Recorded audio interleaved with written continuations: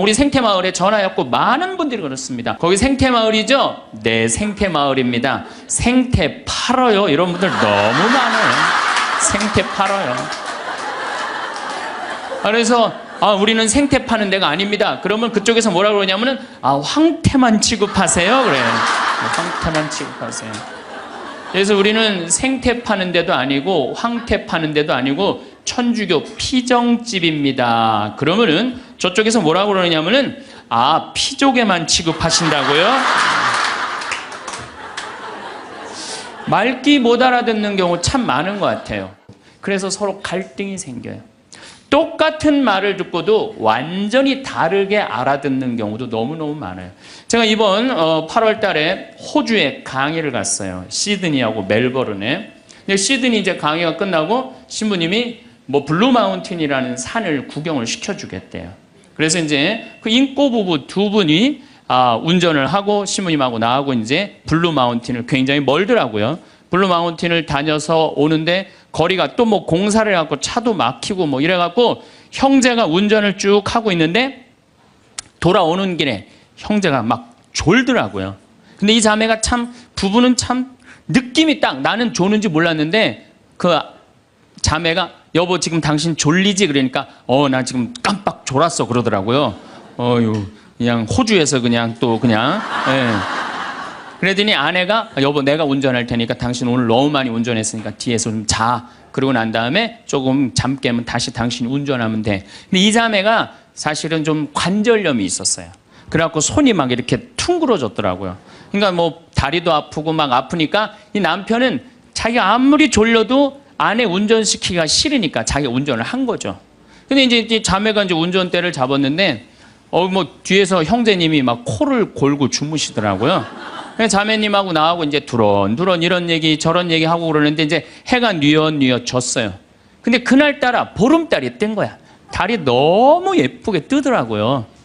달이 탁 떴는데 그때 이제 형제가 잠에서 깬 거예요. 근데 이 자매가 나하고 이제 대화를 하는 거 아니에요. 근데 신부님 참 달이 참 그랬단 말이야. 달이 참 그랬어요. 달이 참.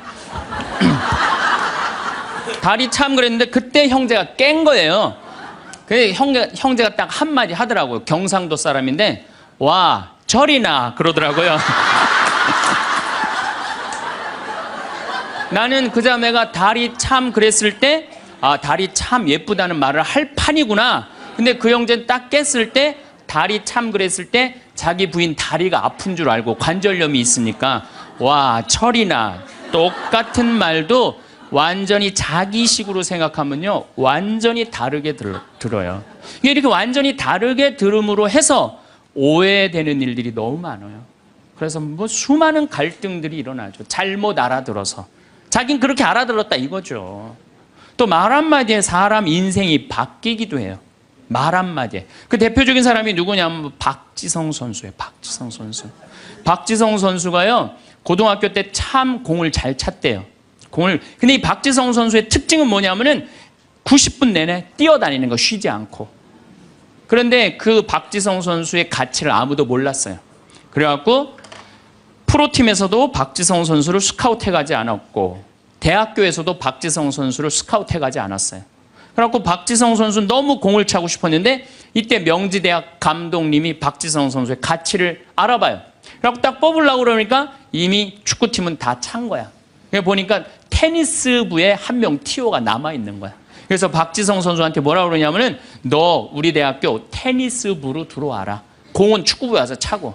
그래서 박지성 선수는요 놀랍게도 축구 선수로 대학에 들어간 게 아니라 테니스 선수로 대학을 들어가요. 네. 테니스 선수로 대학을 들어가요. 근데 이 박지성 선수의 이 가치를 누가 알아보느냐 하면 히딩크가 알아봐요. 쭉 다니면서 너무 열심히 뛰거든. 뽑아요. 유명한 프로 선수도 아니고 대학 유명한 유망주도 아니고 박지성 뽑았을 때 히딩크가 많은 욕을 먹었다고 그래요. 맨날 후보로 뛰었죠. 미국 골든컵에서 박지성 선수 뛸 기회가 있는데 또 부상을 입어요. 그러니까 이 박지성 선수 너무 실망해갖고 락카룸에 있는데 히딩크 감독이 통역관을 데리고 와서 뭐라고 딱 1분 떠드는 거예요. 근데 또 박지성 선수가 그때는 영어를 지금은 잘하지만 못 알아듣잖아요. 그래서 통역관한테 지금 저 감독이 나한테 뭐라고 그러는 거냐? 그랬더니 통역관이 하는 말이 박지성 선수 당신은 히딩크, 내가 생각하기엔 당신 너무너무 훌륭한 선수가 될 자질을 갖고 있다. 앞으로는 세계적인 스타가 될 것이다. 아무도 주목하지 않았는데 이 히딩크라는 이 감독이 말 한마디에 자기 인생이 그 1분에 자기 인생이 바뀌었다는 거예요. 그 다음부터 플레이를 할 때 자신감을 가지고 플레이를 하기 시작했대요. 점점 박지성 선수의 가치가 드러나면서 여러분들 이 포르투갈전 32강 마지막 경기 했을 때 박지성 선수가 이영표 선수가 공을 차고 가슴에 트래핑을 해갖고 딱 골인을 넣죠. 누구한테 제일 먼저 뛰어가죠? 그렇죠. 히딩크한테 탁 끌어안잖아요. 자기 인생의 멘토, 인생을 운명을 바꿔준 사람이잖아요. 말 한마디에 사람이 운명이 바뀌는 거예요. 그래서 세계 최고의 맨유에 입단까지 하고 박지성 선수는 맨유가 역사가 100년이 넘는데 200회 이상 출장한 92번째 선수가 돼요. 물론 지금은 저 팀을 이적을 했지만은 정말 아시아인으로서의 최고의 스타가 된 거죠. 세계적인 스타가. 근데 박지성 선수가 자기 자서전에 뭐라고 그러냐면 그 히딩크 감독이 1분의 칭찬이 내 인생을 바꿔놨다고 얘기를 합니다. 그래서 우리가 말이라는 것처럼 중요한 게 없는 것 같아요. 근데 말에는 등급이 있어요. 말에는 등급이 있어요. 말에는 생명을 살리는 말씀을 하는 사람이 있어요. 말씀을. 또 좋은 열매를 맺는 말씨를 뿌리는 사람이 있어요. 또 입만 열면 상대방 기분 나쁘게 하는 말투를 던지는 사람이 있어요. 여러분들 마르틴 루터 킹 목사라고 아시죠? 예. 이분이 유명한 연설을 해요. I have a dream이라는 유명한 연설을 해요. 근데 그 연설 중에 한 구절이 참 제 마음에 와닿는 구절이 있어요. 나는 꿈이 있습니다. 나는 사람이 피부색으로 평가받지 않고 그 사람의 인격에 의해서 평가받는 세상이 오는 그런 꿈을 꾸고 그런 꿈이 있습니다. 이런 설교를 해요. 흑인이 1960년대 투표권도 없었던 그 사람들인데 지금은 어떻게 됐어요? 미국의 오바마 대통령이 탄생을 했잖아요. 이 명연설, 이건 정말 생명을 살리는 말씀이에요. 말씀. 또 내가 천주교 신자야. 나 사는 게 너무 힘들어. 그냥 사랑도 안 되고 사업도 안 되고 그냥 자식도 안 되고 다 안 돼. 그래도 내가 천주교 신자니까 마지막으로 미사 참여를 하고 죽어야 되겠다. 그래서 마지막 주일날 저녁 미사를 이제 참여를 했어. 근데 그날따라 신부님 강론 말씀이 어쩌면 내 마음을 그렇게 잘 이해를 하고 나를 위로하고 나한테 용기를 주고 나한테 희망을 심어주는 강론 말씀을 했어. 근데 그 말씀을 듣고 마음이 바뀌었어. 성당문을 탁 열고 나갈 때 내가 왜 죽어? 이 좋은 세상. 내가 열심히 살아봐야지. 그리고 주먹을 불끈 쥐고 세상을 나갈 수 있다면 신부님 강론은 생명을 살리는 말씀이에요. 여기 있는 분들도 아마 그런 주위 분들한테 그런 생명을 살리는 말씀을 해주는 분들 많을 거예요. 좋은 말. 살과 피가 되는 그런 말씀 해주는 분들 많잖아요. 그렇죠? 이 최고급 등급이에요. 말에. 근데 두 번째는 말씨야. 말에는 씨가 있어요. 제가 3년 전에 뉴욕에 강의를 갔어요. 그런데 얼마나 많이 모였느냐면 2,000명 정도가 모여요. 2,000명. 엄청나게 많이 모였죠. 강의를 했는데 정말 교우들이 행복하게 강의를 들었어요. 근데 강의를 끝났는데 막 많은 사람들이 악수하고 사진 찍고 하는데 정말로 너무 예쁘게 생긴 아가씨가 원피스를 쫙 입고 날 보더니 싹 미소를 짓더니 다짜고짜 나를 탁 포옹을 하는 거예요. 이게 또 웬 여자냐. 누구시냐고 그랬더니 신부님 저 기억 안 나냐는 거예요. 그래서 기억이 안 나는데 누구시냐고 그랬더니 신부님 제가 초등학교 1학년 때 성당 마당에서 막 뛰어노는데 신부님이 저를 보더니 너는 여자아이가 어쩜 이렇게 말도 잘하고 성격도 좋고 씩씩하고 얼굴도 예쁘니 너 나중에 내가 봐서는 너 커서 사람 어려운 사람 변호해주는 변호사 되겠다. 제가 그랬대요. 그러자마자 얘는 이제 뉴저지라는 뉴욕 바로 아랫동네 뉴저지라는 동네 이민을 간 거예요. 근데 이민을 가서 자기가 항상 공부할 때마다 그런 생각을 했대. 그 유명한 신부님이 나 변호사 된다고 그랬다. 변호사 된다. 공부 열심히 했대요. 그리고 제가 가던 해 맨하탄에서 지금 변호사 사무실에서 변호사 일을 하고 있다고.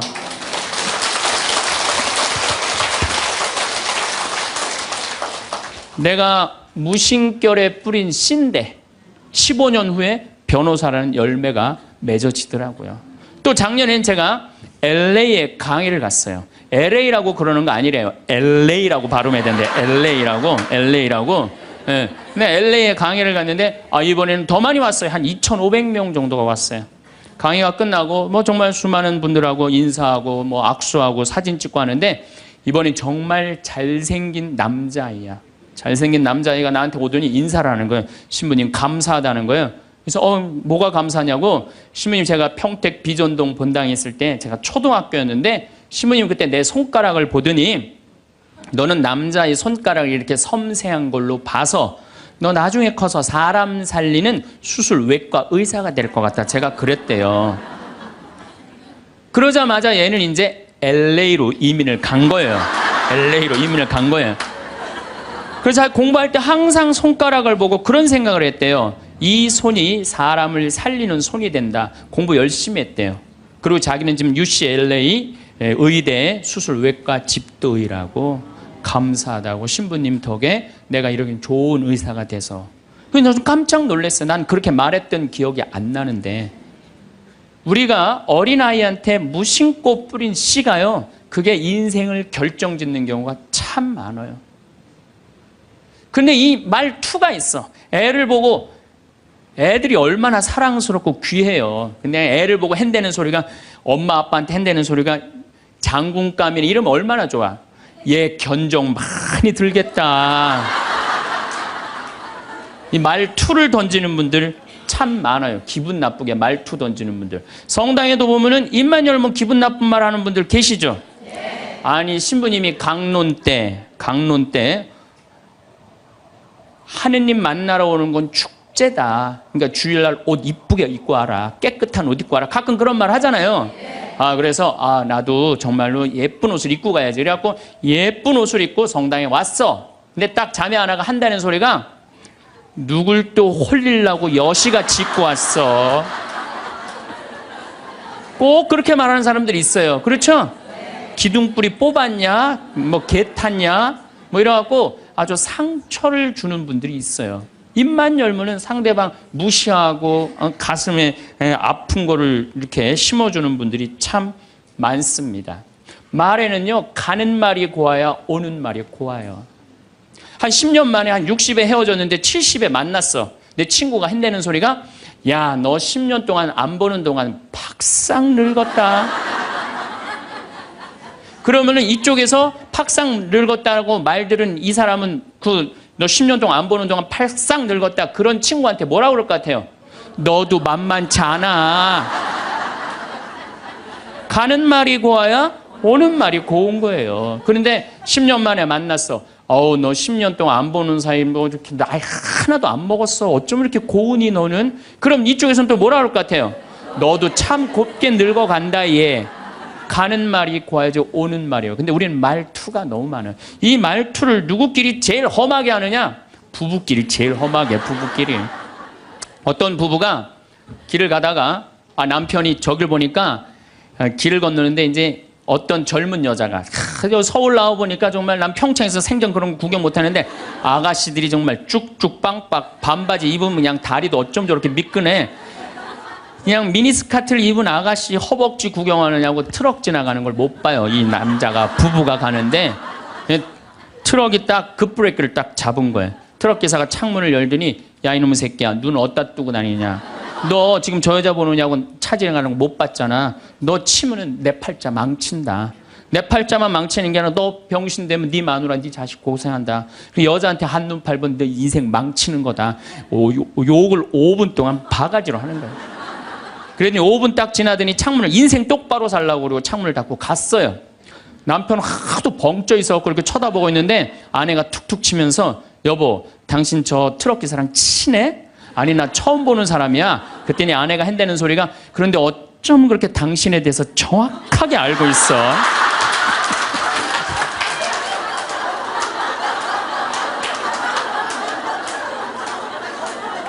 여러분들 그런 경우 많지 않아요? 남편한테 무슨 말을 하면 저 남편이 가슴 아플까? 이것만 골라서 하는 분들 많아요. 반대로 우리 형제님들, 제가 언젠가도 이런 강의 때 말씀을 드렸는데, 형제님들, 내가 가정방문 다니고 초청 받으러 가면은요, 참 살림 잘 사는 자매들 많아요. 가보면 집이 어쩜 그렇게 깨끗해. 음식도 깔끔하게 하고, 그냥 딱 치마 입고 그냥 드레스 입고 딱 음식 준비하면 너무너무 이쁘고 참 부럽더라고요. 그래서 내가 한마디에 형제한테, 형제님 참 이렇게 살림 잘하는 부인 같이 살아서 너무너무 행복하시겠어요? 그럼 많은 경우 형제님이 이렇게 물어봐요. 신부님, 우리 마누라 마음에 드세요? 어우, 너무 마음에 들어요. 그럼 뭐라 그래요? 신부님 데리고 가세요 그냥.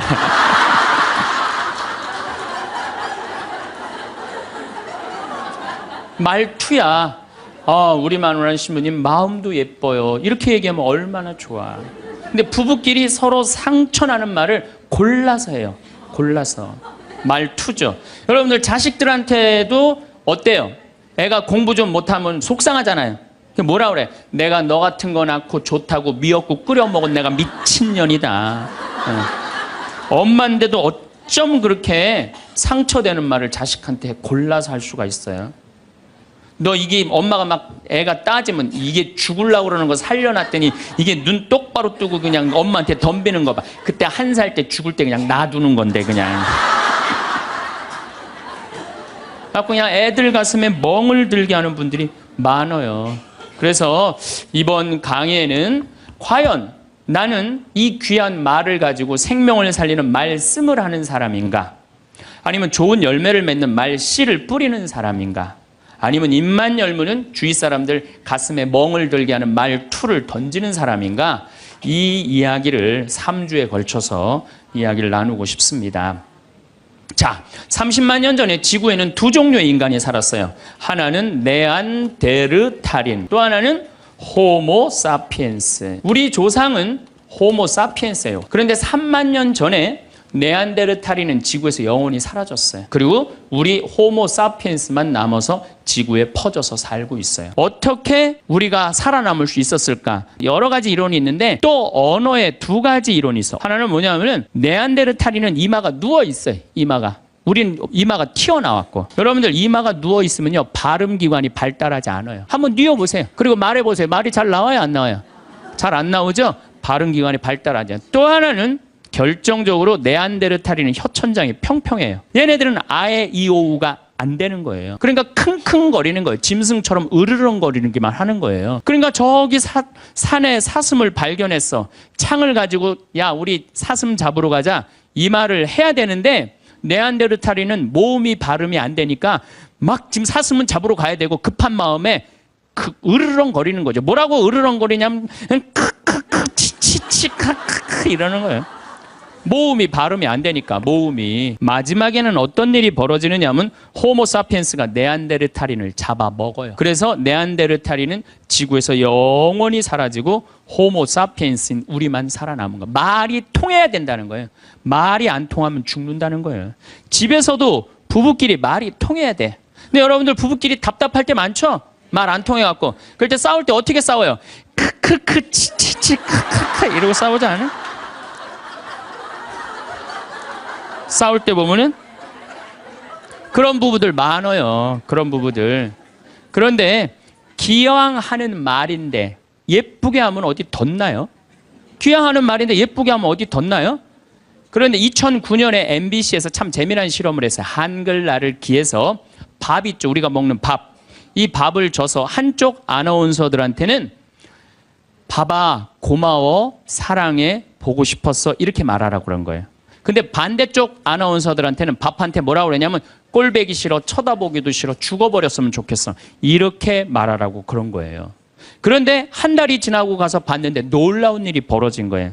밥아 고마워 사랑해 너 때문에 내가 살아 이렇게 말한 밥은 향기가 나는 하얀 누룩이 핀 거예요. 그런데 쳐다보기 싫어 꼴배기 싫어 죽어버렸으면 좋겠어 이렇게 말한 밥은 미워 이렇게 말한 밥은 새카맣게 썩은 냄새가 나는 새카맣게 향기가 나는 누룩. 여러분들 쳐보세요. 그 실험이 나와요. 향기가 나는 누룩 완전히 썩어버린 밥. 밥도 밥도 고맙다, 이쁘다, 감사다 이러면 향기가 나는데 사람은 어떨 것 같아? 사람. 내가 혼배를 한 200상, 300상 정도 해줬어요. 200상, 300상 정도 해줬는데 혼배를 할 때 내 느끼는 게 어쩜 그렇게 신부들이 하나같이 다 이뻐. 안 이쁜 신부가 없어요. 안 이쁜 신부가. 왜 이쁠까요? 남자가 데이트할 때 뭐라 그래? 보고 싶었어. 사랑해. 난 너 없으면 난 안 될 것 같아. 난 너 없으면 죽을 것 같아. 난 네가 원하는 건 다 해줄 수 있어. 말해봐, 원하는 거. 별을 따다 줄까? 달을 따다 줄까? 그럼 여자가 반짝반짝 웃어야 안 웃어요? 반짝반짝. 그 상태에서 결혼하는 거예요. 그래서 신랑 신부들을 보면 그렇게 예쁘고 잘생겨요. 근데 그렇게 예쁘고 잘생긴 신랑 신부를 혼배를 시켜줬는데 10년이 지나고 나면요, 그 이쁜 얼굴이 온데간데 없어져요. 막 기미도 끼고 막 주근깨도 얼굴에 보이고. 왜 그럴까요? 남편이 뭐라 그럴 것 같아? 그때 내가 눈이 뼈서 너랑 결혼한 거다. 내가 그때 미쳤었다. 나가 죽어라. 우리 이혼하자. 이런 얘기 10년 들으면요, 아무리 예쁜 여자도요, 얼굴 망가지게 돼 있어요. 아무리 예쁜 여자라도. 제가 이렇게 한 50, 60쯤 되신 분들이 그런 게 분명해요. 50, 60 되신 분들 중에 이목구비가 뚜렷하지 않아. 뭐 이쁜 구석이 별로 없는데도 이상하게 이쁜 여자들이 있어요. 이상하게 이쁜 여자들이. 그런 여자들은 어떤 여자들일까요? 남편이 당신 어쩜 가문 갈수록 어쩜 더 이뻐져. 우리 색시가 세상에서 난 제일 이뻐. 당신 사랑해. 고마워. 이런 얘기 20년 들으면은요, 이목구비가 뚜렷하지 않아도요, 이상하게 이뻐져요. 그런데 쌍꺼풀도 분명하고 코도 오똑하고 입술도 도톰한데 50, 60 되신 분들 중에 무섭게 생긴 분들이 계세요. 이목구비가 뚜렷한데도 무섭게 생긴 분들이 계세요. 그런 분들은 왜 그럴까요? 서로 죽이자, 죽자, 뭐 살자, 뭐 이렇게 말하고 20년 동안 싸운 사람은요, 아무리 예쁜 얼굴이라도 망가지게 돼 있어요. 사람은요, 어떤 말을 듣느냐에 따라서 이쁘고 이쁘지 않는 게 결정이 되는 거예요. 여러분들 남편한테, 아내한테도 그렇지만 자식한테도 뭐라 그래? 너는 내 자식이 아니라 왼수다. 나가 되져라. 이런 썩을 놈. 그러면은 자식이 어떻게 될까요? 왼수가 되고요, 바깥에 나가 돌아다니게 되고요, 썩게 돼 있어요. 근데 우리는 엄마들 자식 뜻대로 안 된다고 속상할 때 말을 함부로 하죠. 여러분들 생각을 해봐요. 우리 아들이 있어. 공부 좀 못해. 공부 못하면 어때요? 나는 공부 잘하는 거 그렇게 훌륭하다고 생각 안 해요. 근데 우리는 공부를 못하면 대한민국은 죄인 취급하잖아요. 어쨌든 공부를 못해. 그런데 아들한테 엄마가 괜찮아. 공부 못하면 어때? 이렇게 잘생긴 아들 하느님이 우리 집에 떨어뜨려 줬고 엄마는 밥 안 먹어도 우리 아들만 봐도 배불러. 이런 소리 듣고 자라는 애들은요, 삐뚤어질 수가 없어요. 딸 보고도 이렇게 이쁜 딸 혼자 보기 너무 아깝다. 어쩜 이렇게 이쁜 딸이, 얘네들 삐뚤어질 수가 없어요. 남편도 아침에 출근할 때 이렇게 잘생긴 남편 어떻게 보내? 여보, 내가 나가서 버릴 테니까 당신 집에 있어.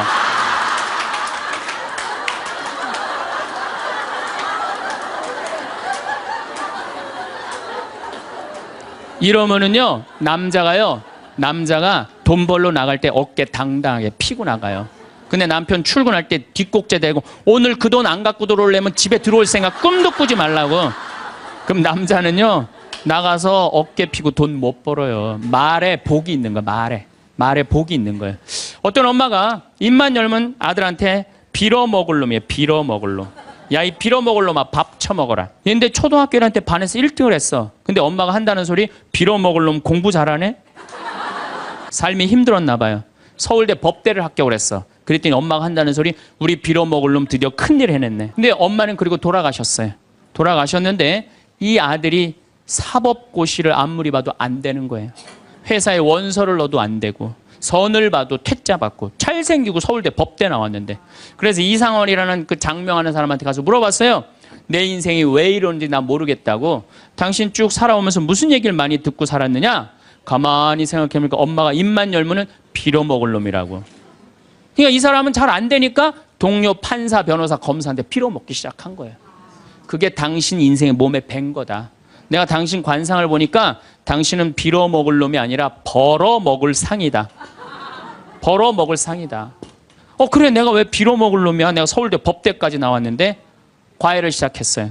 과외를 시작했더니 애들이 너무너무 많이 모이는 거예요. 그래서 학원을 했어요. 학원을 했더니 돈을 너무 많이 버는 거예요, 서울에서. 그랬더니 예쁜 색시가 시집을 오고 지금은 딸 둘을 낳고 행복하게 벌어먹고 살고 있대요.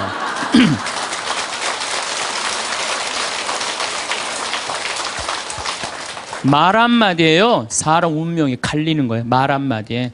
여러분들은 자식이나 남편, 아내한테 정말 좋은 말을 해주느냐, 생명을 살리는 말을 하느냐, 좋은 열매를 맺는 말을 하느냐, 이거 생각해 봐야 돼요. 여러분들 친구 집에 음식점에 갔어. 음식점에 가서 친구한테 요즘 장사 잘 돼? 그랬더니 친구가 한다는 말이 이명박 정부 들어부터 되는 게 하나도 없어. 이러다가 망할 것 같아, 망할 것 같아. 꼭 남 탓하는 사람 있잖아요. 똥파리만 날려, 똥파리만. 근데 또 다른 친구 식당에 갔어요. 그랬더니 다른 친구가 장사 잘 돼? 남들은 힘들대는데 우리 집엔 단골 손님들이 와갖고 내가 매일 가락시장에 가갖고 신선한 재료로 음식을 준비를 해. 자, 다음에 친구들이 야, 너 우리 개 모임이 있는데 동창 모임 있는데 너 좋은 음식점 있으면은 나 안내 좀 해줘라. 그러면 여러분들 똥파리 날리는 집으로 안내할 것 같아요? 신선한 재료로 음식을 준비하는 집으로 안내할 것 같아요? 그렇죠. 말에는요, 복이 있게 돼 있어요. 제가 10년 전에 이제 강원도 평창 생태마을을 시작을 했어요. 근데 그때 사실은 주교님께서 저한테 어느 대학에 교수로 가라고 그랬어요. 근데 나는 교수보다는 평창에 가서 농사 짓고 살고 싶다. 그래서 주교님 명을 거역을 했어요. 지금 생각하면 철없었던 거였죠. 거역을 하고 내가 평창에 들어가서 이제 살기 시작했어요. 평창에 들어가서 살기 시작했는데 주교님이 반대한 거 아니에요. 평창에 가서 사는데 1년에 한 번 이제 주교님한테 신년 하례식 할 때 주교님이 물어봐요. 황 신부 거기 살만해? 너무 행복해요. 제가 이제 첫해 매주 뛰어갖고 된장, 간장, 고추장 판매하잖아요. 찾아오는 사람이 있어요. 팔릴 거 아니에요. 황 신부, 농산물 많이 팔려? 너무 많이 팔려요. 황 신부, 거기 사람들은 많이 와? 첫 해는 개미 새끼도 안 왔어요. 알아야지 올 거 아니에요. 근데 내가 너무 많이 와요. 저는 제가 생태마을에 살면서 한 번도 생태마을이 사는 게 힘들다, 지겹다, 나 빨리 본당 내보내줘라 그런 소리 한 적이 한 번도 없어요. 그리고 내가 방송에 나가서든 어디 강의 가서든 나는 평창에 사는 게 너무 행복하다. 밤하늘에 별도 예쁘고. 요즘은 또 이 물이 풍부해갖고 아침에 물 한 개가 피면요. 아침에 일어나면 기가 막혀요. 네. 내가 좋다, 아름답다는 얘기만 하니까 강의 듣는 사람들이 무슨 생각할 것 같아요? 한번 가봐야지. 한번 가봐야지. 그러니까 첫 해는 1000명 정도밖에 안 왔는데 작년에는 3만 명이 오르더니 올해는 4만 명까지 지금 왔어요. 4만 명. 사람들이 너무 많이 오는 거예요. 말이 뭐를 불러일으켜? 복을 불러일으키는 거, 복을. 근데 우리 직원들한테도 올 연초에도 회의할 때 그랬어요. 올해 느낌이 너무 좋아. 대박 터질 것 같아. 너희들 열심히 준비해. 근데 내가 우리 직원들한테 회의할 때 니네들 이렇게 하면 망한다. 니네들 똑바로 해. 망할 것 같으니까 똑바로 해. 그럼 이 직원들은요. 집에 가갖고 직장 알아봐요. 곧 망할 직장에 마음이 가겠어요? 그런데 올해 대박 터질 것 같아. 마음이요. 벌써 놓이는 거예요. 그래서 내가 우리 직원들한테 8월 말까지 예약이 2월 달에 차면 내가 니네들 유럽 기차 여행 데리고 갈게. 내가 그랬어요. 그랬는데 12월까지 예약이 꽉 찬 거예요. 그래갖고 오늘 이 여행 보증금 내라고 왔어요. 그래서 23명 우리 직원들 데리고 내년 유럽에 다 가요. 예.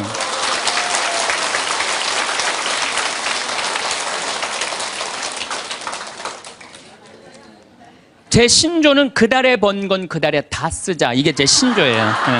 예. 올해 번 거는 올해 다 쓰자. 이게 내 신조예요.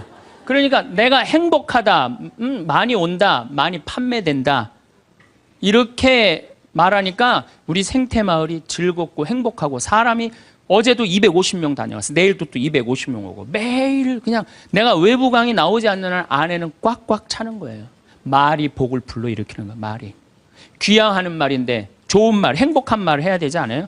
근데 우리는 현대인들은 이런 특성이 있어요. 입만 열면은 힘들어 죽겠다, 지겨워 죽겠다, 이렇게 사느니 죽는 게 낫다. 이런 소리 참 많이 해요. 그런 소리 많이 하죠? 또 우리 할머니들 늙으면 죽어야 된다. 이런 소리 많이 하잖아요. 죽으면서 그런 소리 하면은 이쁘긴 한데 죽지도 않으면서 그냥 늙으면 죽어야 된다. 우리 어머니가 60 넘어서 딱 뭐라 그러셨어요? 아유, 늙으면 죽어야 돼. 깜짝 놀랐어요. 내가 효도할 때가 됐는데 벌써 돌아가시면 어떡해. 그래갖고 나는 신부 5년 휴가 동안 정말 거의 내 모든 휴가는 어머니 아버지를 위해서 썼어요.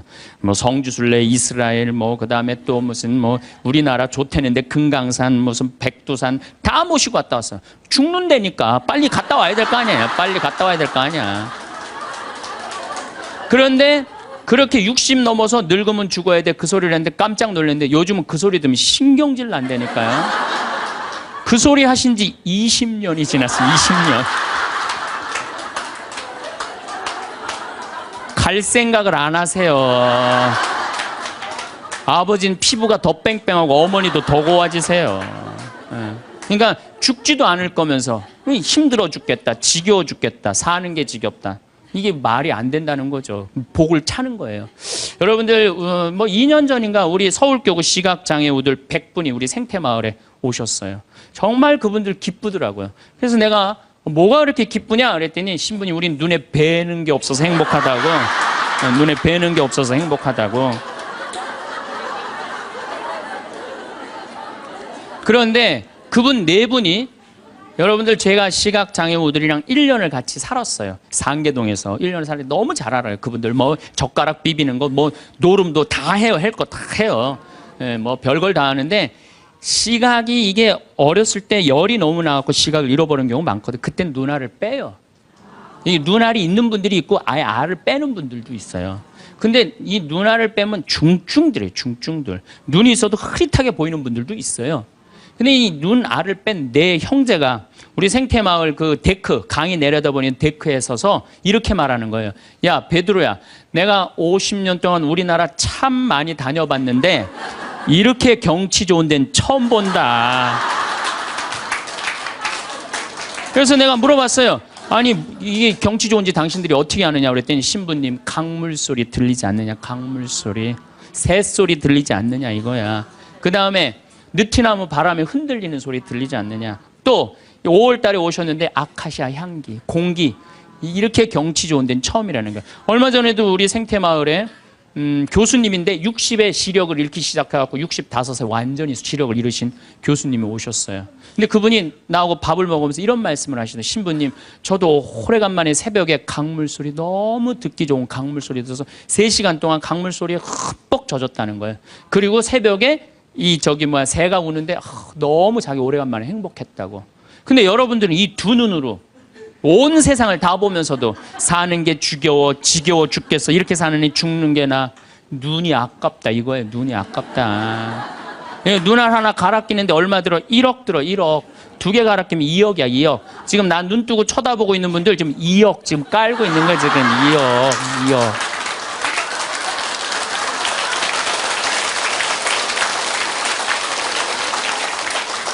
심장 하나 갈아 끼는데 5천, 간 갈아 끼는데 7천, 신장 갈아 끼는데 3천이에요. 그럼 이거 3억 5천이에요. 3억 5천.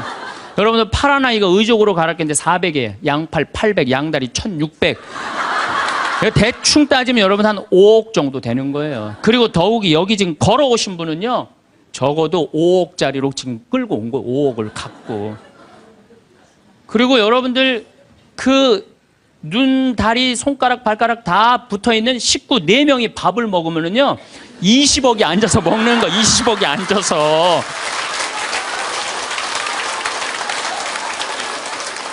아니, 20억이 앉아서 먹으면서 사는 게 지겹다, 이렇게 사는 게 죽는 게 낫다.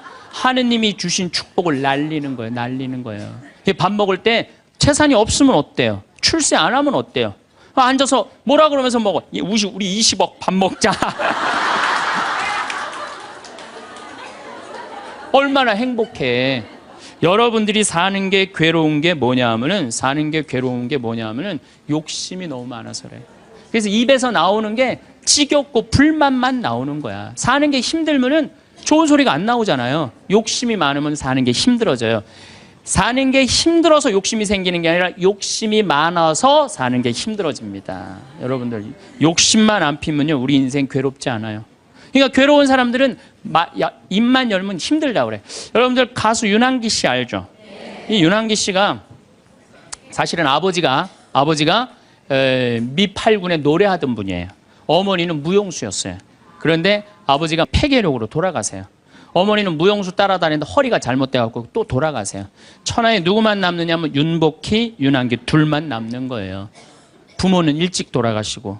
그렇게 윤한기 씨 자서전을 읽어보면 너무 배가 고파갖고 해병대 지원해서 갔다는 거 아니에요. 그렇게 힘들고 고통스러웠던 윤한기 씨는 행복하지 않았어요. 행복하지 않았던 윤한기 씨는 노래를 불러도 행복한 노래 안 불렀어요. 내가 왜 이럴까 오지 않을 사람을 어디선가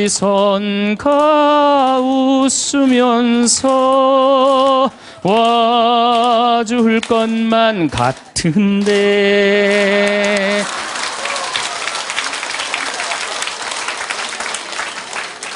행복하지 않았기 때문에 노래를 불러도 행복한 노래를 안 불렀어요. 처음에는 차라리 그 사람을 만나지 않았던들 이 고통 이 괴로움 나에겐 없을걸.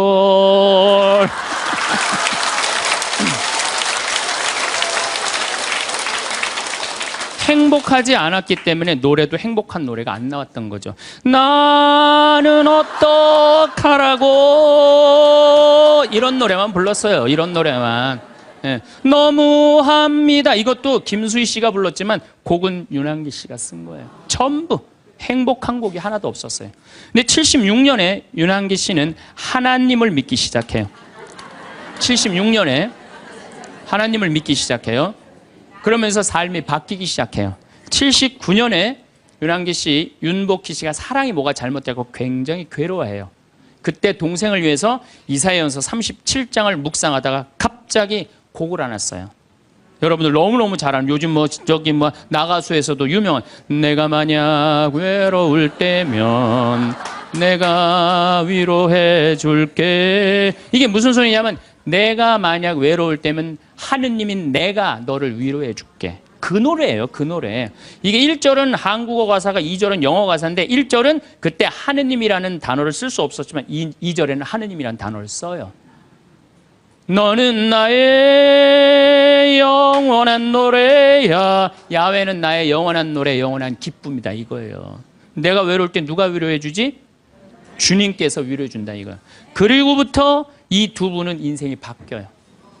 이 이후로 윤한기 씨 자서전을 읽어보면 슬픈 노래를 하나도 안 불렀다고 그래요. 아까도 이야기했지만 나는 행복합니다. 나는 행복합니다. 나는 행복합니다. 정말 정말 행복합니다. 그 다음 가사가 뭐냐면 기다리던 그날이 왔어요. 어깨를 활짝 펴고 우리 함께 웃어봐요. 즐겁게 살아봐요. 그런 내용이에요.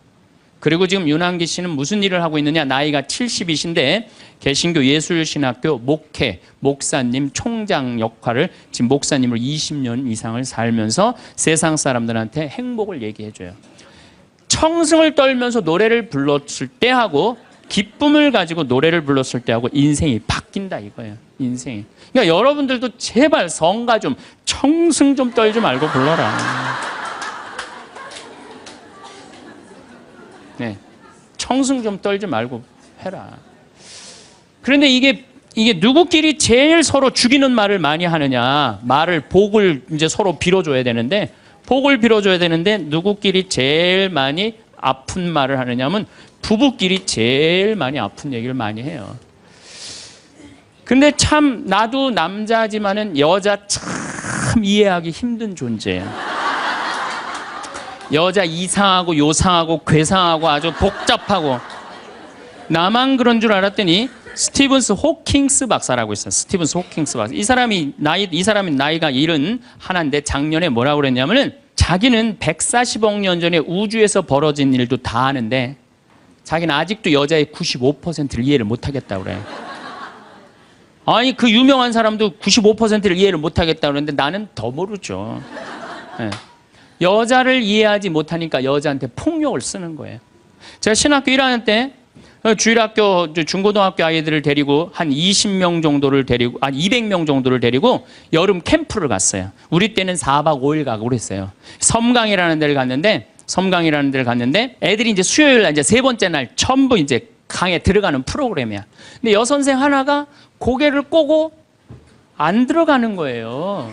그래갖고 아니 다 들어가는데 저 선생은 왜 저 물에 안 들어가느냐? 저 선생 프로그램에 참여시켜라. 빨리 집어넣어라. 그랬더니 다른 선생님들이 어디 학사님 안 된다는 거예요. 저 선생님 오늘 그날이라는 거 그날.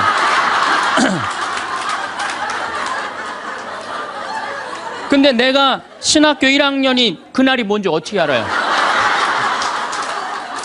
그래서 내가 물어봤어요. 그날이 뭔데? 아 학사님 오늘 저 선생님 그날이라 안 된다니. 오늘 물에 들어가는 날이지 그날이 뭔데?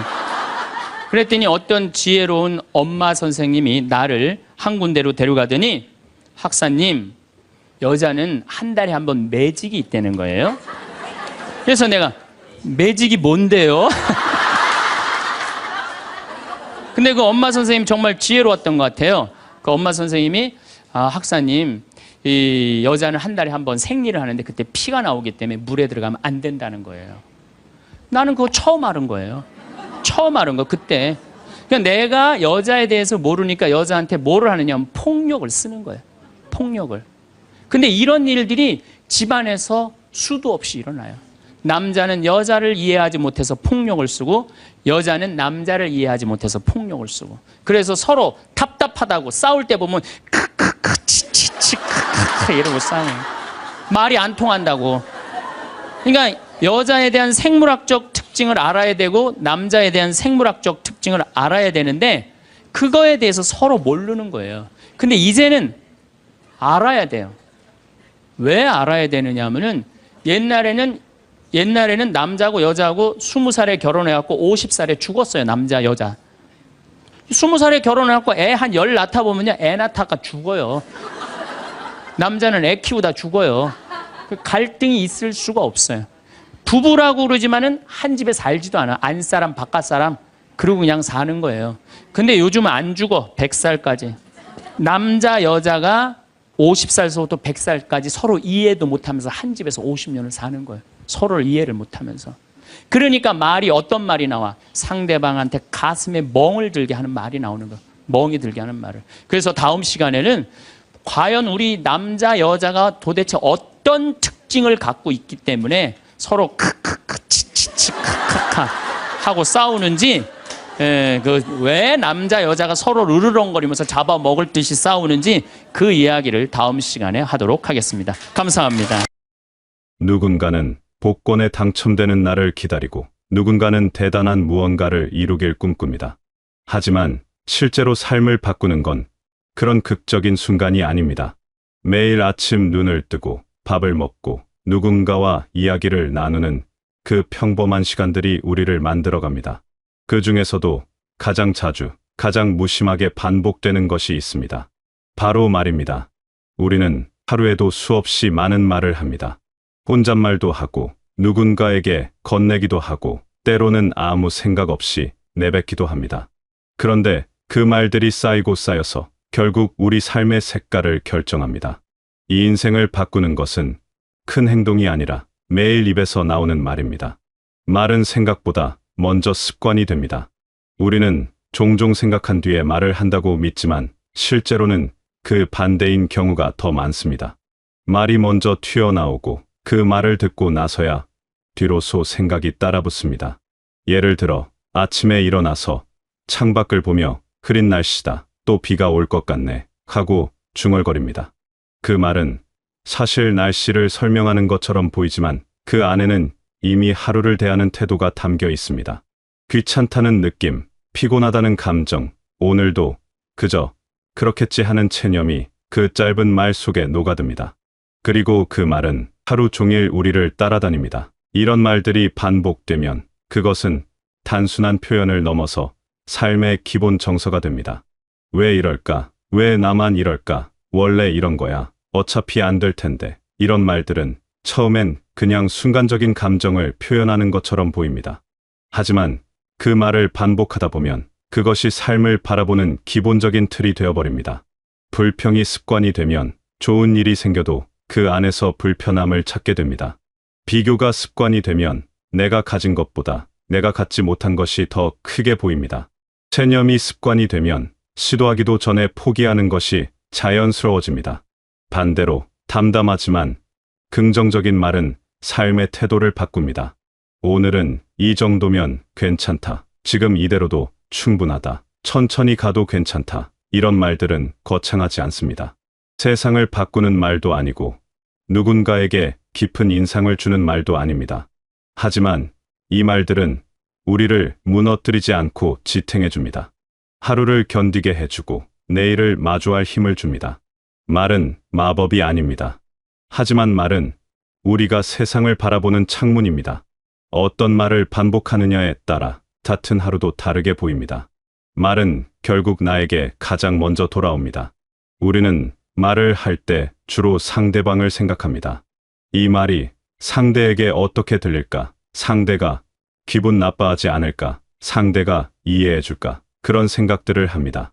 하지만 사실 말은 상대에게 가기 전에 먼저 나에게 스며듭니다. 내가 내뱉은 말은 내 귀로 가장 먼저 들어옵니다. 그리고 그 말은 내 안에 차곡차곡 쌓입니다. 어쩔 수 없어. 나는 원래 이래. 이런 건 나한테 안 맞아. 이런 말들은 누군가를 설득하려는 말이 아니라 사실은 나 자신에게 하는 말입니다. 그리고 그 말이 반복되면 그것이 곧 내 삶의 한계선이 됩니다. 스스로에게 건네는 말이 곧 인생의 가능성을 결정합니다. 나는 안 돼. 라고 말하면 정말로 안 됩니다. 나는 못해. 라고 말하면 정말로 못하게 됩니다. 말이 먼저 한계를 만들고 그 한계가 행동을 막고 행동이 막히면 결과도 달라집니다. 반대로 한번 해볼까? 조금 더 가볼까? 이 정도면 할 수 있겠는걸. 이런 말들은 가능성의 문을 열어둡니다. 완전히 열어젖히지는 못해도 적어도 닿지는 않습니다. 그리고 그 조그만 틈 사이로 빛이 들어옵니다. 말은 우리가 생각하는 것보다 훨씬 강력한 힘을 가지고 있습니다. 말은 단순히 생각을 전달하는 도구가 아니라 생각을 만들어내는 도구이기도 합니다. 어떤 말을 반복하느냐에 따라 우리는 같은 상황을 전혀 다르게 해석합니다. 오늘 하루가 힘들었다고 말하면 그날의 힘든 순간들이 더 선명하게 기억됩니다. 오늘 하루도 잘 버텼다고 말하면 그날의 견뎌낸 순간들이 더 의미 있게 느껴집니다. 같은 하루인데 다른 하루가 됩니다. 이 인생을 바꾸는 말은 거창하지 않습니다. 성공, 긍정, 감사, 이런 큰 단어들이 아니어도 됩니다. 오히려 그런 말들은 때때로 부담스럽습니다. 힘든데 감사하라고 하면 더 힘들고, 지쳤는데 긍정하라고 하면 더 지칩니다. 이 인생을 바꾸는 말은 그보다 훨씬 작고 소박합니다. 오늘은 여기까지면 충분하다. 지금 이 정도면 잘 버티고 있다. 내일은 조금 나아질 수도 있겠다. 이런 말들입니다. 이 말들은 나를 채찍질하지 않습니다. 나를 다그치지 않습니다. 그저 지금 이 자리에 있는 나를 인정해 줍니다. 그리고 그 인정이 다음 걸음을 내딛게 합니다. 말이 바뀌면 선택이 달라집니다. 어차피 안 될 텐데 라고 말하는 사람은 시도하지 않습니다. 혹시 될 수도 있지 않을까 라고 말하는 사람은 일단 해봅니다. 같은 기회가 왔을 때 한 사람은 그냥 지나치고 한 사람은 손을 뻗습니다. 그 차이를 만드는 것이 바로 말입니다. 내가 나에게 어떤 말을 건네느냐에 따라 내가 어떤 선택을 하는지가 결정됩니다. 그리고 선택이 달라지면 하루의 방향이 달라집니다. 하루의 방향이 달라지면 일주일의 방향이 달라지고 한 달의 방향이 달라지고 결국 삶의 방향이 달라집니다. 삶은 거창한 결심으로 바뀌지 않습니다. 새해 첫날 세운 목표가 일주일을 넘기지 못하는 이유는 그 결심이 매일의 말과 연결되지 않기 때문입니다. 올해는 달라질 거야 라고 말하지만 여전히 어쩔 수 없어 라고 중얼거리면 결국 아무것도 달라지지 않습니다. 진짜 변화는 큰 결심이 아니라 작은 말의 변화에서 시작됩니다. 매일 아침 눈을 뜨고 오늘도 그럭저럭 괜찮을 거야 라고 말하는 것. 밤에 잠들기 전에 오늘 하루도 수고했어 라고 말하는 것. 이런 작은 말들이 쌓여서 삶의 흐름을 바꿉니다. 말은 습관입니다. 그리고 습관은 반복으로 만들어집니다. 한 번 긍정적인 말을 한다고 해서 삶이 바뀌지는 않습니다. 하지만 그 말을 반복하면 조금씩 달라집니다. 처음에는 어색하고 거짓말 같고 나답지 않은 것 같습니다. 하지만 계속 반복하다 보면 그 말이 자연스러워집니다. 그리고 그 말이 자연스러워지는 순간 삶도 자연스럽게 달라져 있습니다. 말이 먼저 바뀌고 생각이 따라오고 행동이 뒤따릅니다. 그 순서대로 삶이 변합니다. 말을 바꾸는 것은 어렵지 않습니다. 특별한 훈련이 필요한 것도 아니고 큰 용기가 필요한 것도 아닙니다. 그저 조금만 신경 쓰면 됩니다. 무심코 내뱉는 말을 한 번쯤 돌아보는 것. 부정적인 말이 나오려고 할 때 잠깐 멈추고 다른 말로 바꿔보는 것. 완벽하게 긍정적일 필요는 없습니다. 그저 조금 덜 부정적이면 됩니다. 최악이야 라고 말하는 대신 좀 힘들긴 한데 견딜만해 라고 말하는 것. 나는 안 돼 라고 말하는 대신 지금은 어렵지만 언젠가는 할 수 있을지도 라고 말하는 것. 그 작은 차이가 큰 차이를 만듭니다. 말은 나를 위로하기도 하고 나를 채찍질하기도 합니다. 나에게 어떤 말을 건네느냐에 따라 나는 힘을 얻기도 하고 지치기도 합니다. 세상은 충분히 힘듭니다. 세상이 우리에게 건네는 말들도 종종 냉정합니다. 그래서 우리는 적어도 나 자신에게만큼은 따뜻한 말을 건넬 필요가 있습니다. 나를 다그치는 말보다 나를 다독이는 말을, 나를 비난하는 말보다 나를 인정하는 말을. 세상이 차가워도 나만큼은 나에게 따뜻해야 합니다. 말은 관계도 바꿉니다. 내가 나에게 건네는 말이 따뜻해지면 다른 사람에게 건네는 말도 따뜻해집니다. 나를 인정하는 사람은 다른 사람도 인정하게 됩니다. 나를 존중하는 사람은 다른 사람도 존중하게 됩니다. 반대로 나를 함부로 대하는 사람은 다른 사람도 함부로 대하게 됩니다. 우리가 세상과 맺는 관계는 결국 우리가 우리 자신과 맺는 관계의 확장입니다. 그리고 그 관계는 말로 만들어집니다. 말은 시간도 바꿉니다. 과거를 어떻게 말하느냐에 따라 과거는 다르게 기억됩니다. 과거가 전부 힘들었다고 말하면 정말로 그렇게 기억됩니다. 힘들었지만 견뎌냈다고 말하면 견뎌낸 기억이 더 또렷해집니다. 미래를 어떻게 말하느냐에 따라 미래는 다르게 다가옵니다. 앞으로도 계속 힘들 거야 라고 말하면 미래가 무겁습니다. 앞으로는 조금 나아질 수도 있어 라고 말하면 미래가 가벼워집니다. 같은 시간인데 다른 시간이 됩니다. 그러나 말만 바뀐다고 해서 모든 게 해결되지는 않습니다. 힘든 상황이 저절로 좋아지지는 않고 어려운 문제가 저절로 풀리지는 않습니다. 하지만 말은 출발점입니다. 말이 바뀌면 생각이 바뀌고, 생각이 바뀌면 태도가 바뀌고, 태도가 바뀌면 행동이 바뀝니다. 그리고 행동이 바뀌면 결과도 달라집니다. 그 시작은 언제나 말입니다. 내가 나에게 그리고 세상에게 어떤 말을 건네느냐에서 모든 것이 시작됩니다. 내가 건네는 말을 들으면 내가 나를 어떻게 생각하는지 알 수 있습니다.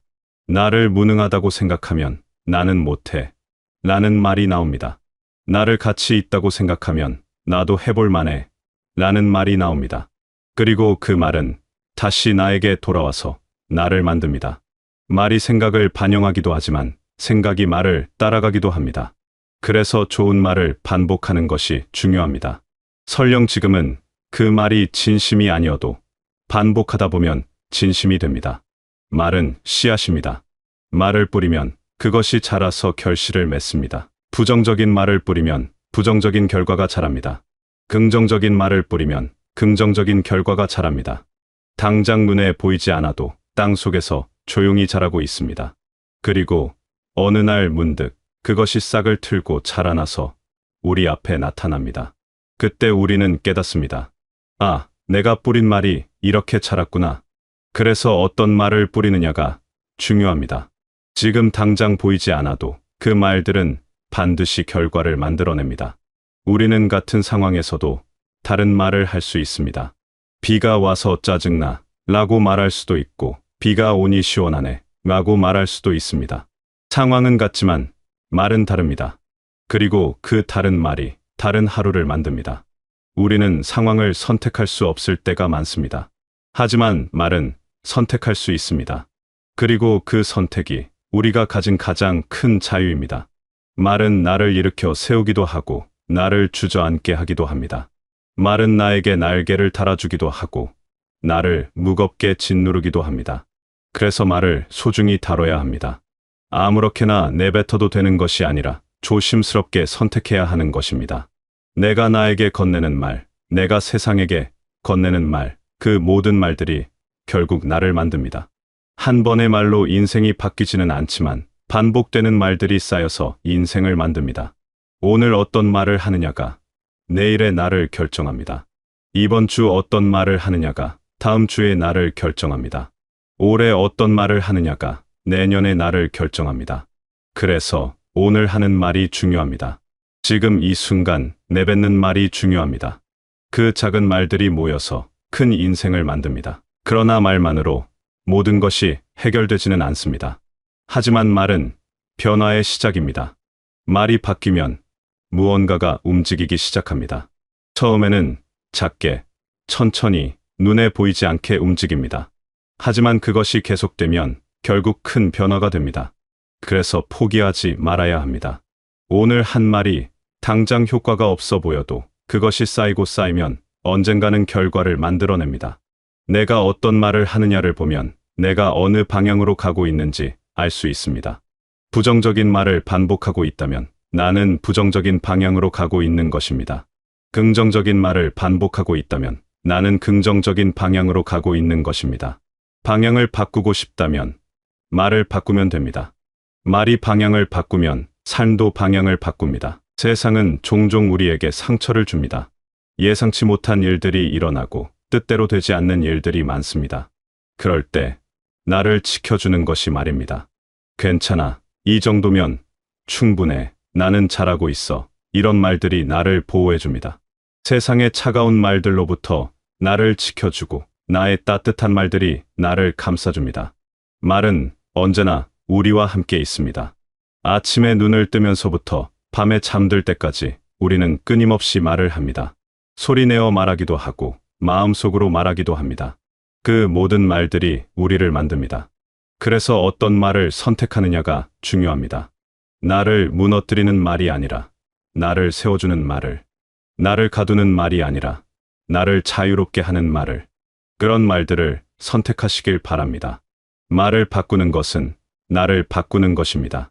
말이 달라지면 나도 달라집니다. 천천히, 조금씩 눈에 보이지 않게 달라집니다. 하지만 분명히 달라집니다. 그리고 어느 날 문득 깨닫게 됩니다. 내가 예전과 다르다는 것을. 예전에는 불가능하다고 생각했던 일들이 이제는 해볼 만하다고 느껴지는 것을. 그것이 말의 힘입니다. 말이 나를 바꾸고 내가 바뀌면 인생도 바뀝니다. 오늘부터 시작하면 됩니다. 특별한 준비가 필요한 것도 아니고 거창한 결심이 필요한 것도 아닙니다. 그저 오늘 하루 나에게 조금 더 따뜻한 말을 건네보는 것. 그것만으로도 충분합니다. 수고했어, 잘했어, 괜찮아. 그런 작은 말들을 나에게 건네는 것. 그 작은 말들이 쌓여서 결국 나를 바꾸고 인생을 바꿉니다. 말이 바뀌면 삶이 바뀝니다. 여러분의 말이 여러분을 지탱해주는 든든한 기둥이 되고 여러분의 삶이 조금씩 나아지는 방향으로 흘러가기를 바라겠습니다. 오늘도 내일도 스스로에게 따뜻한 말을 건네며 하루하루를 견뎌내시길 바라겠습니다.